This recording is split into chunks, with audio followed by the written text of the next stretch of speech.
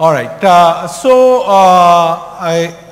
few things I'm going to talk about, and it's going to be in a few different areas. I'm going to go through it fairly quickly because the purpose of the presentation is to sort of give you a flavor of all the things that go on in the world of analytics, data science, machine learning, whatever you talk about, a broad flavor of things at Flipkart, right? Because fundamentally, these are internet companies, so pretty much this is all there is in the business. It's essentially leveraging analytics, data science, so on and so forth, right from how we make decisions, how we run the business, to how every meeting happens. So you're talking about the human decision part and then the machine driven decisions as well, personalization, recommendations, so on and so forth, right? So I'll talk a little bit about Flipkart, a little bit about data in Flipkart, and then a little bit about human decisions driven by data, and then machine decisions driven by data, right? So that's the structure.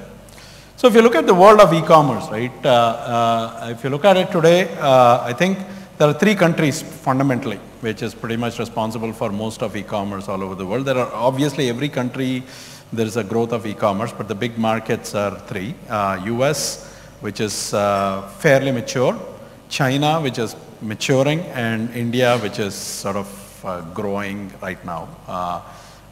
And what are some of the key drivers of growth? And these are some of the things that you want to look at, right? So things that sort of are responsible for growth of e-commerce. One is what's the internet penetration, and what you see in India has a long way to go from an internet penetration perspective. So there's a huge upside, right? If you look at that graph.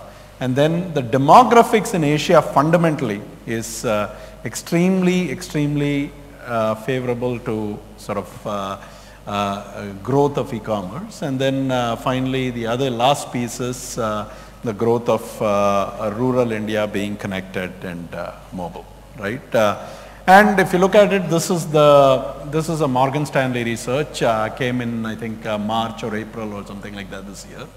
So if you look at the trajectory, right? So I sort of spent the last I lived sort of early part of my life in India, then the mid part for a long time in the US, and then came back to India some years back. And one of the things when I moved to the US, I was in US between 90 and 2010, probably the entire sort of the .com growth and so on and so forth, right? And the one thing that I observed was, so e-commerce came to the US, Amazon came to the US in 1995.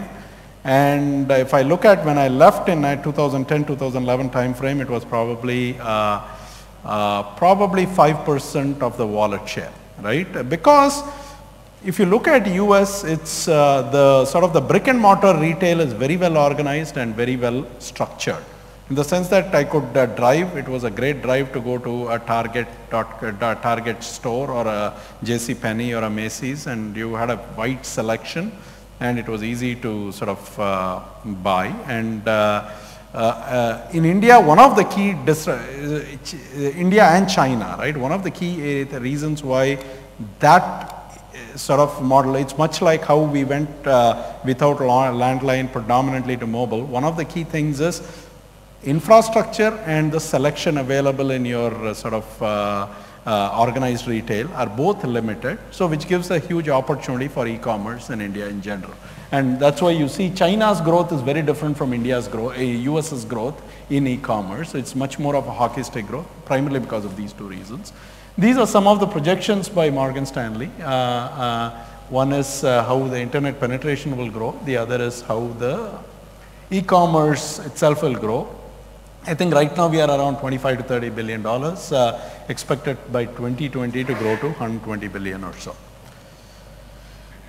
So this is Flipkart. Just to give you a view, we have around 40 million products, 80 plus product categories, 30 or so exclusive brands, 10 million daily visits, 75 million registered users. We serve in around sort of 50 cities. You have in a day service. And 13 cities same day deliveries for certain categories, certain products and so on, right? And gives you some, okay. So that's Flipkart, e-commerce, things like that, just to set the context. So now I'll get into the core of what I wanted to talk about, which is essentially data, right? If you look at it, any internet company, right, it could be literally any internet company that has huge sort of consumer adoption, you generate ton of data, right?